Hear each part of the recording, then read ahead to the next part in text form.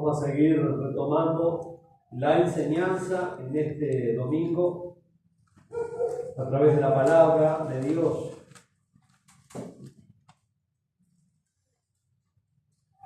Primera de Timoteo capítulo 4 versículo 16. Vamos a leer hoy. El otro día leímos del 14 al 16, pero nos estamos enfocando en esta solemne advertencia que le hace Pablo a Timoteo. Ten cuidado de ti mismo y de la doctrina. Persiste en ello. Pues haciendo esto te salvarás a ti mismo y a los que te oyeren. Ten cuidado de ti mismo y de la doctrina. Había dos cosas en las cuales Timoteo, no solamente Timoteo, este principio espiritual se aplica a la vida de cada uno de nosotros como creyentes. En toda la historia del cristianismo, cada creyente tiene que obedecer y guardar este mandamiento neotestamentario, de tener cuidado de uno mismo. Y también le dice Pablo de la doctrina. Timoteo tenía que cuidar de su propio corazón, cuidar de su propia piedad personal, cuidar de su relación con el Señor, pero también eso era interno. Externamente tenía que cuidar de la doctrina, de aquello que se le había encomendado a Timoteo. La doctrina aquí es el conjunto de la fe cristiana, revelado en el Evangelio. Esa es la doctrina. Por eso tenía que cuidar su corazón, pero también tenía que cuidar la doctrina, lo que se le había dado. Y vaya que Timoteo había sido muy bendecido, porque Pablo también lo recuerda a Timoteo, que Timoteo estaba ahí por la imposición de las manos del presbiterio, por las profecías que se le habían dado a Timoteo, y se le había encomendado estar sirviendo como pastor en esta iglesia en Éfeso. Y Pablo le deja claro que había muchos peligros externos a Timoteo.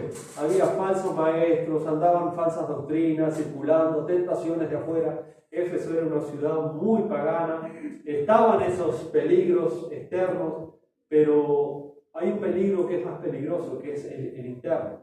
El cristiano tiene tres grandes enemigos. Dos son externos y uno es interno. Los dos externos son el diablo, con sus huestes espirituales, que es el mundo espiritual, el mundo y sus deseos, sus deleites, que muchas veces nos atrae, muchas veces nos enreda, muchas veces nos tienta a olvidarnos de Dios, a cambiar las cosas de Dios por los placeres de este mundo. Esos son tentaciones externas, peligros externos. El diablo, sus huestes, el mundo, sus deleites, pero en tercer lugar nuestra carne, nuestra naturaleza, el pecado remanente, como se llama, teológicamente hablando. Y cada uno de nosotros tiene que cuidar, no solamente hay que cuidarse del diablo, que anda alrededor como el león rugiente, es cierto, hay que cuidarse. Hay que cuidarse del mundo, porque el mundo y sus deseos pasan, pero el que hace la voluntad de Dios permanece para siempre. Pero acá viene la advertencia solemne, tenemos que cuidar nuestro corazón. Y eso es responsabilidad de cada uno. Nadie puede cuidar el corazón del otro. Por eso Pablo acá le dice a Timoteo, ten cuidado de ti mismo, pero también de lo que se te comentó, que es el Evangelio, la doctrina. Timoteo tenía que guardar un testimonio. Timoteo tenía que ser fiel a las cosas que se le habían encomendado. Recuerden que el domingo pasado nosotros vimos un ejemplo notable, que fue el del rey Salomón. El rey Salomón había arrancado bien. Como leímos el domingo pasado, Salomón había amado al Señor, había buscado dirección del Señor, reconocía que él no tenía la capacidad de gobernar al pueblo de Dios, por eso se humilla delante de Dios, por eso le pide sabiduría a Dios para gobernar su pueblo. Dios le escucha la oración a Salomón, Dios prospera a Salomón, Dios puso todos los enemigos en paz con Salomón, de ahí el nombre Salomón, que quiere decir paz. Salomón, paz, y Dios había dado paz.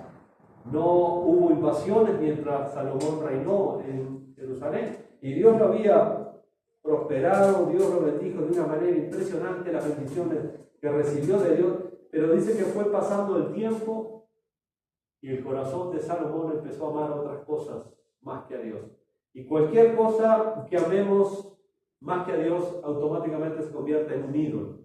Y Dios desde un principio condenó la idolatría. Por eso Jesús dijo, si alguno ama al Padre, la Madre, el Hijo, la hija más que a mí, no es digno de mí. Automáticamente se convierte en un ídolo. Cualquier cosa que ocupe el primer lugar en nuestro corazón es idolatría. Dice que los años fueron pasando y un hombre tan bendecido, tan sabio y que tenía tanto conocimiento como Salomón, sin embargo, no cuidó su corazón.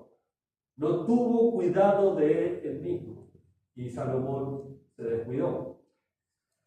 En el Nuevo Testamento hay una carta que habla mucho, aparte de las de Pablo.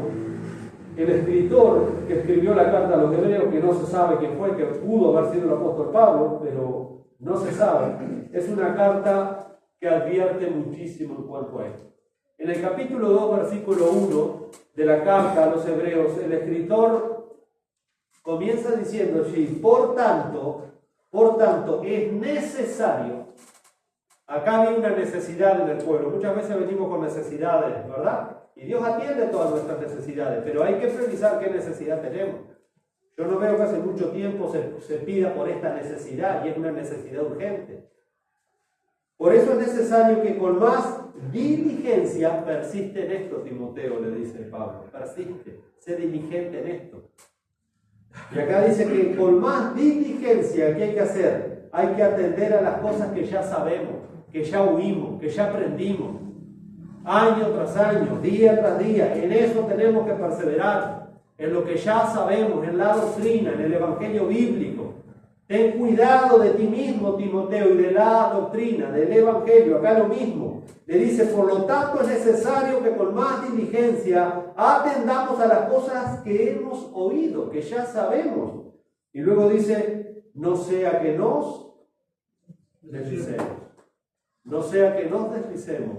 Por no ser persistentes, por no tener cuidado, por no ser diligentes, por descuidarnos de lo que ya sabemos. Lo que sabemos es para vivirlo, es para aplicarlo, pero si no persistimos en eso, entonces tenemos el peligro de deslizarnos, como Pablo le dice a Timoteo: tener cuidado de tu corazón, Timoteo, tener cuidado de ti mismo, tener cuidado. Y acá es lo mismo. Dice, porque si la palabra dicha por medio de ángeles, y está hablando acá cuando dice esto el escritor de los hebreos, del primer pacto que Dios había hecho con los hebreos en el monte Sinaí, porque si la palabra dicha por medio de ángeles fue firme, y toda transgresión y desobediencia recibió justa retribución, ahora se pregunta, no es una pregunta retórica, verso 3, ¿cómo escaparemos nosotros si descuidamos una salvación tan grande, la cual, habiendo sido anunciada primeramente por el Señor, nos fue confirmada por los que la oyeron?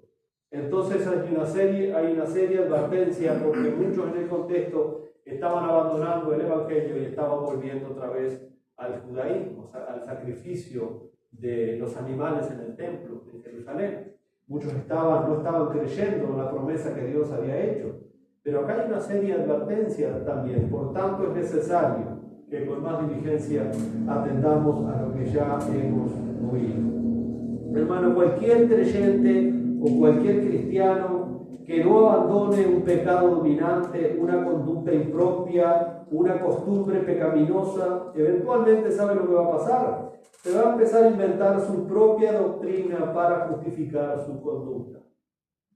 Va a empezar a justificar a través de pasajes bíblicos sacados de contexto, se va a hacer su propia teología.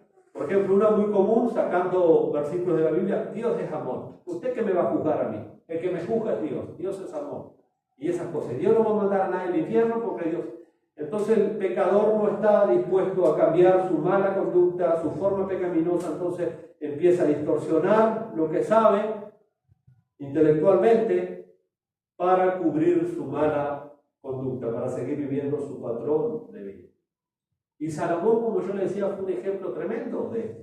Salomón habrá sido amonestado en cantidad de ocasiones y sin embargo él ya había endurecido su corazón. Cuando nosotros empezamos a descuidar nuestro corazón y nuestro corazón empieza a estar falto de piedad personal, de santidad, de temor de Dios, nuestros sentidos espirituales se embotan. La mente, hermanos, la mente empieza a andar por la carne y no por el espíritu. La mente nos empezamos a embotar. No tenemos el discernimiento, ya no tenemos la luz espiritual para discernir las cosas, para ver el peligro, para escuchar la voz de Dios. Nuestra mente se embota a medida que nosotros nos resistimos a la palabra de Dios. Yo se lo voy a mostrar con otro ejemplo que es notable en las Escrituras de un hombre que después de Salomón viene un hombre extraordinario, un creyente verdadero, que amaba a Dios y Dios lo amó a él. Sin embargo, Le pasó lo mismo, hermano. Si le pasó a estos grandes hombres, no nos vamos a tener que cuidar nosotros. Vamos al segundo libro de Crónicas. Segundo libro de las Crónicas de los reyes de Israel. Y acá vamos a ver otro ejemplo notable. Segunda de Crónicas, capítulo 26.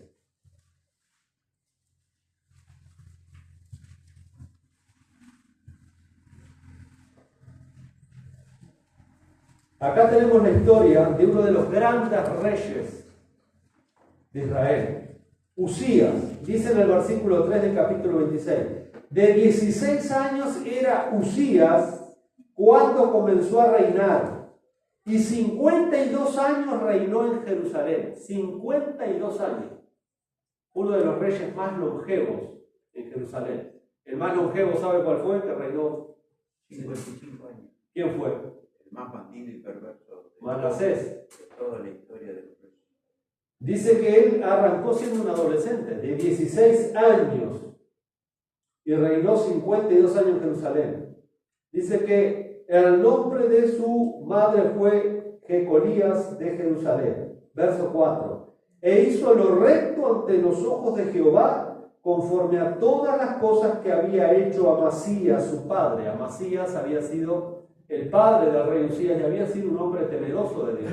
Había gobernado con rectitud. Verso 5. Y persistió en buscar a Dios. Persiste en esto, Timoteo. ¿Recuerdan esta palabra? Persiste en esto. Y este hombre, mientras persistió sinceramente en buscar a Dios, le fue extraordinariamente bien. Después usted lea todo el capítulo en su casa. No nos da el tiempo para leer todo el capítulo ahora. Pero mire, y persistió en buscar a Dios en los días de Zacarías, entendido en visiones de Dios. Zacarías era el mentor espiritual que él tuvo, que le enseñó las cosas de Dios a discernir. Y él fue un hombre muy piadoso. Y en estos días en que buscó a Jehová, él le prosperó. Es decir, Dios le prosperó. Después lea, impresionante, los cambios políticos, sociológicos que hizo la nación de Israel. Cómo prosperó, cómo hizo prosperar la nación, cómo Dios le había dado victoria sobre todos los enemigos. La maquinaria de guerra que él mismo diseñó para defenderse de los enemigos. Impresionante. Fue bendecido tremendamente por Dios este hombre, el rey Usías. Pero el tiempo pasa, el tiempo pasa, el tiempo pasa, y cuando queremos acordar, nuestro corazón es el problema. Miren lo que dice allí en el versículo 16. Acá ya había pasado mucho tiempo, muchos años. Dice, mas cuando ya era fuerte, es decir, cuando había tenido una fama impresionante de un rey piadoso, de un rey guerrero, de un rey que había hecho prosperar su nación, pero todo porque viene por gracia. Pero cuando nosotros nos creemos la última Coca-Cola en el desierto, ahí es complicada. Ah, sí, enseguida. Me creo la última Coca-Cola en el desierto. Y fue lo que le pasó a este hombre. Mas cuando ya era fuerte, es decir, cuando él pensaba que no tenía más nada que recibir, dice que su corazón se enalteció para su ruina. Y acá está el problema, hermano. Los peligros externos siempre van a estar, pero el problema está acá, en el corazón. En el corazón. Dice que se enalteció para su ruina. ¿Por qué? ¿Qué pasó? Porque se rebeló contra Jehová. ¿Cómo se rebeló contra Jehová? Él no se levantó una mañana y dijo, hoy me rebelé contra el Señor. No, él no dijo nada. Empezó a mostrar una conducta de vida, empezó a manifestar su orgullo, su rebelión, su altivez de espíritu, y él empezó a desviarse de una manera muy, muy pecaminosa. Nunca dijo que se había rebelado contra el Señor, porque no vamos a decir que nos rebelamos contra el Señor. Vamos a seguir diciendo que somos creyentes. El problema es después, en nuestra vivencia, en nuestra manera de conducirnos. Dice que se rebeló contra Jehová, su Dios. ¿Cómo se rebeló? Bueno, no empezó a guardar las ordenanzas del Señor. Él las sabía, pero dice, yo. Sí, el Señor dice esto, pero yo soy el rey acá y voy a hacer lo que yo quiero y punto. Y bueno, dice que se rebeló contra Dios. entrando en el templo de Jehová para quemar incienso en el altar del incienso. ¿Quién le dijo esto a Israel? Si él sabía que eso estaba condenado por Dios, ¿por qué hizo eso? Él no hace esto porque no sabía, porque era ignorante. Lo hace por soberbio, por rebelde y por orgulloso. A mí qué me importa lo que dice la palabra de Dios. Yo voy a ir igual. ¿Para qué soy el rey? Mira cuando se nos llena la cabeza de orgullo, el corazón de soberbio. Cuando perdemos el temor de Dios, nos da lo mismo lo que Dios dice, lo que Dios no nos diga. Y dice, y entró tras él el sacerdote Azarías y con él 80 sacerdotes de Jehová, varones valientes. Cuando vieron que el rey iba a hacer esa metida de pata, lo fueron a increpar porque sabían que eso estaba mal. Sabían que eso no provenía de Dios porque Dios había prohibido a cualquiera que no fuera sacerdote de la tribu de Leví hacer eso. Estaba prohibido. Y él se piensa que no lo sabía eso. Por supuesto que lo sabía. Pero de saber a aplicar, el que sabe hacerlo bueno y no lo hace, es complicado, ¿verdad? Dice, y se pusieron contra el rey Usías. La verdad que eran valientes, entonces, por eso dice ahí 80 sacerdotes valientes de Jehová, ¿va? Porque confrontar el pecado no es cualquier cosa. Hay que ser valiente para llamar a las cosas por su nombre. Y más confrontando a este hombre. Dice, y le dijeron, no te corresponde a ti, oh Usías, el quemar incienso a Jehová, sino a los sacerdotes hijos de Aarón, que son consagrados para quemarlo. Sal del santuario. Le ordenaron, no le dijo, mire, si le parece bien, su majestad, lo están increpando. Sal del santuario, porque has prevaricado y no te será para gloria delante de Dios. Impresionante. ¿Qué hace Usías? Gloria a Dios. Gracias, mi hermano, muchísimas gracias porque me exhortaron bíblicamente y me reprendieron. Gloria a Dios, aleluya. Dios les bendiga. ¡Qué bendición! No, hermano, cuando nuestro corazón se ha descuidado, mire lo que pasa. Entonces Usías, teniendo en la mano un incensario para ofrecer incienso, se llenó de ira. Se enojó el hombre cuando le dijeron las cosas. ¿Cuánto nos parecemos nosotros, hermano, cuando hemos ido a hablar con un hermano extraviado para hacerlo volver del camino, señalarle a alguno su falta y nos enojamos enseguida, ¿no? Pero en realidad no es contra las personas, es contra Dios la cosa. Él se la agarró con las personas que fueron los mensajeros que Dios le envió, pero no lo dijo acá, gracias, hermano. La verdad que es una bendición porque si no, él sabía, pero se enojó. Tenés que salir de acá. Lo que estás haciendo es una vergüenza, es una deshonra, estás prevaricando. Esto no trae honra ni gloria a Dios y el hombre se enojó. Y mire lo que pasa. Entonces Usías, teniendo en la mano un incensario para ofrecer incienso, se llenó de ira y su ira contra los sacerdotes. ¿Cuánta gente a veces se enoja con uno? Simplemente porque uno está predicando la palabra de Dios. Simplemente por eso, por decir lo que la Biblia dice. Bueno, se la agarró con los sacerdotes. Dice, se llenó de ira y en su ira contra los sacerdotes la lepra le brotó en la frente delante de los sacerdotes. Automáticamente le cayó el juicio de Dios. En la casa de Jehová junto al altar del incienso. Y sabe que Dios había prohibido las leyes rituales y ceremoniales que había dado Israel, que un leproso era una persona inmunda. Un leproso no podía ni siquiera pasar por los atrios del templo, que eran los patios. Él no podía entrar. Un gentil podía entrar, una mujer podía entrar, pero un leproso no podía ni pasar. Y mire dónde le salió la lepra, en el santuario del Señor. Dice, y le miró el sumo sacerdote Azarías y todos los sacerdotes, y aquí la lepra estaba en su frente. La lepra estaba en su frente. Y le hicieron salir apresuradamente de aquel lugar. Y él, ahora sí salís corriendo. Ahora salís corriendo, que tenés la lepra en la frente. Hermano, ¿cómo nos gusta ser hijos del rigor a nosotros? ¿Cómo nos gusta esperar hasta la última consecuencia cuando nos vienen diciendo, cuando el Señor nos viene ministrando, cuando la palabra de Dios nos viene, ahora sí salís corriendo. Ahora ya está. Dios no puede ser burlado. Todo lo que el hombre siembre, eso va a cosechar, lo dijo Pablo a los Gálatas, Gálatas 6:7. Ahora sí salís corriendo, pero cuando fue y se te habló de buena manera, cuando fue y se te dijo, rey Usías, tenés que salir, te enojaste, pero ahora sí salís corriendo. Ahora que has recibido el juicio, ahora que tenés la lepra en la frente. ¿Por qué somos hijos del rigor, hermano? ¿Por qué tenemos que aprender siempre a fuerza de garrote, como cuando éramos niños? No metas los dedos en el enchufe, te decían 2 o 3 veces. Allá iba y metía el dedo en el enchufe. A garrote tenías que aprender que los dedos no se metían en el enchufe.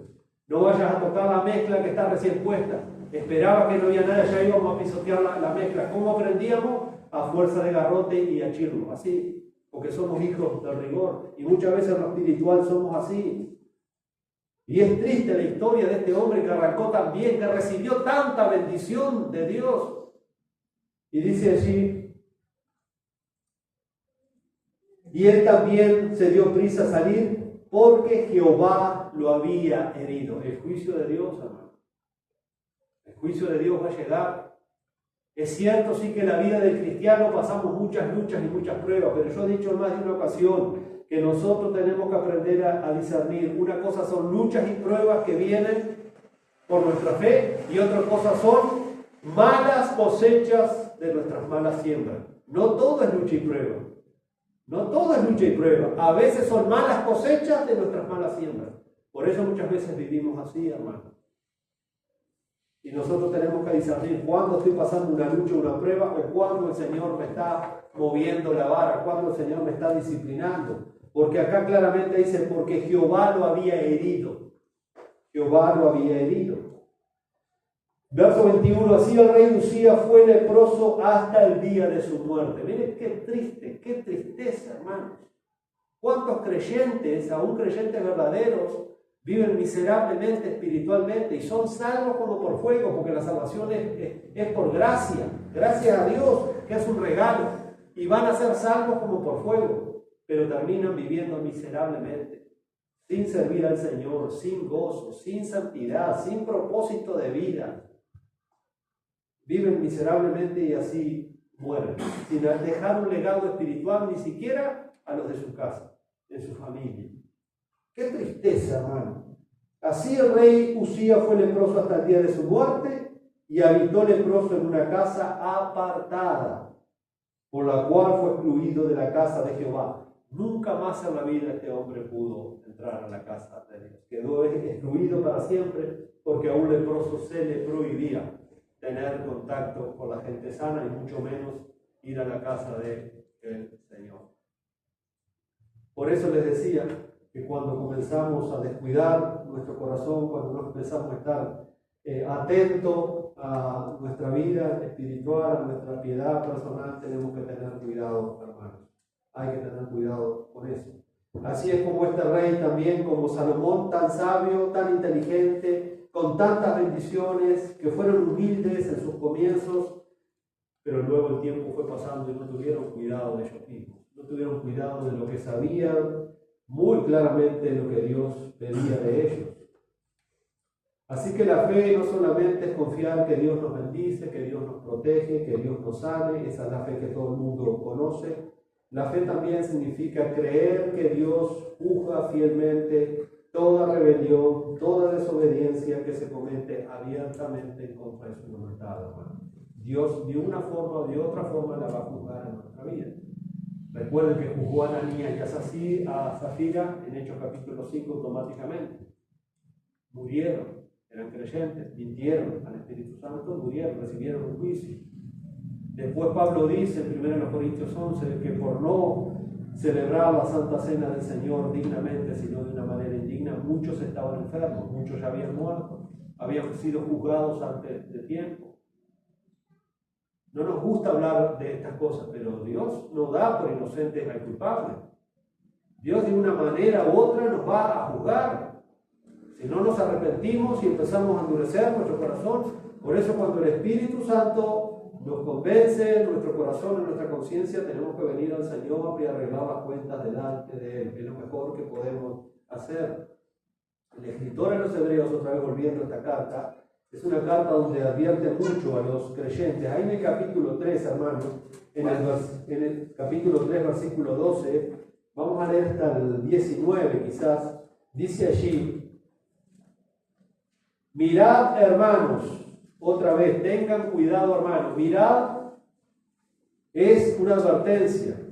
Mirad, hermanos, está advirtiendo, que no haya ninguno de vosotros, está hablando a creyentes, corazón malo de incredulidad para apartarse del Dios vivo. Esto le pasó a Salomón, esto le pasó a Usías y esto le está pasando a multitudes, lamentablemente. Tienen un corazón malo de incredulidad y se apartan de Dios, porque en Hebreos 11:6 dice que sin fe es imposible agradar a Dios. Es imposible. Dice, versículo 13, antes, exhortaos los unos a los otros cada día. Antes, exhortaos los unos a los otros cada día, entre tanto que se dice hoy, para que ninguno de vosotros se endurezca por el engaño del pecado. Por eso le digo, el engaño del pecado, hermano, en nuestro corazón, el pecado nos seduce, el pecado nos engaña. Es así, para que ninguno de ustedes se endurezca por el engaño del pecado, porque somos hechos participantes de Cristo, con tal que retengamos firme hasta el fin nuestra confianza del principio. Entre tanto que se dice, si hoy oyeres su voz, no endurezcáis vuestros corazones como la provocación. Eso le pasó a Usías, ¿verdad? Endureció su corazón al escuchar la palabra de Dios. Eso le pasó a Salomón. Cuando escuchaba también la palabra de Dios, él siguió haciendo su vida.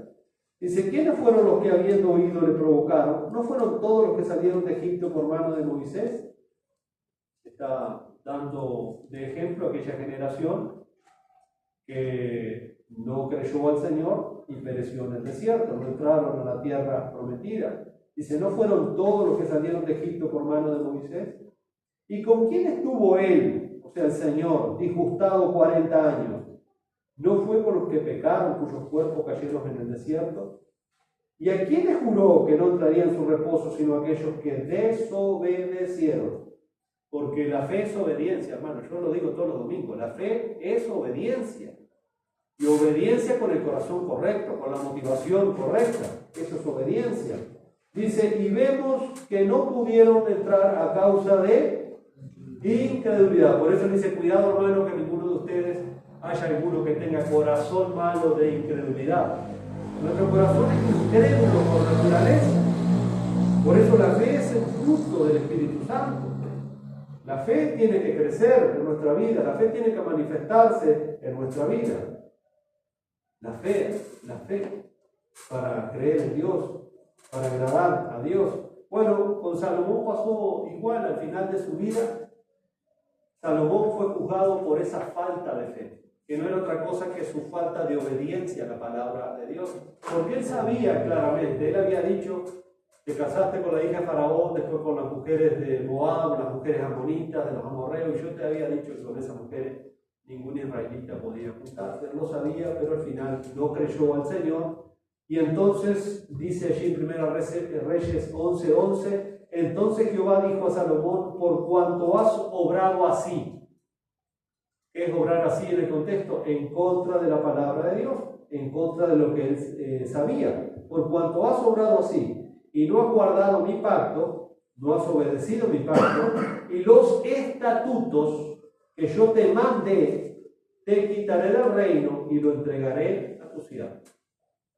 O sea que acá tenemos la sentencia del Señor sobre Salomón. Vaya que Salomón tuvo mucho tiempo para volverse al Señor y lamentablemente esperó prácticamente hasta su lecho de muerte, por lo que leemos en Eclesiastés, para resolver su situación delante del Señor. Pero su reino fue dividido. Israel nunca más volvió a ser la nación como tal. Se divide en las 10 tribus del norte y las 2 tribus del sur, Judá y Jerusalén. Las 10 tribus después fueron cautivos por los asirios y Israel nunca fue la nación que Dios había formado bajo aquel antiguo pacto. Pero ese mismo juicio viene a todo aquel que es engañado con un estado mental como el de Salomón, como el de Usías, donde la mente queda embotada. Sí, tenemos ese conocimiento, pero sin embargo nuestra mente está embotada, no podemos discernir. Hay un velo que nos está cegando.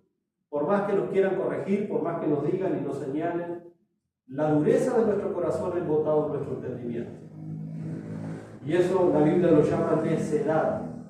Usías obró neciamente, Salomón obró neciamente. ¿Cuántas veces nosotros por ese estado mental obramos de la misma manera, de una manera necia, porque nuestro sentido espiritual y mental está embotado? Entonces aquellos que creen que Dios no va a juzgar ni condenar sus pecados, entonces ellos se complacen voluntariamente en su propio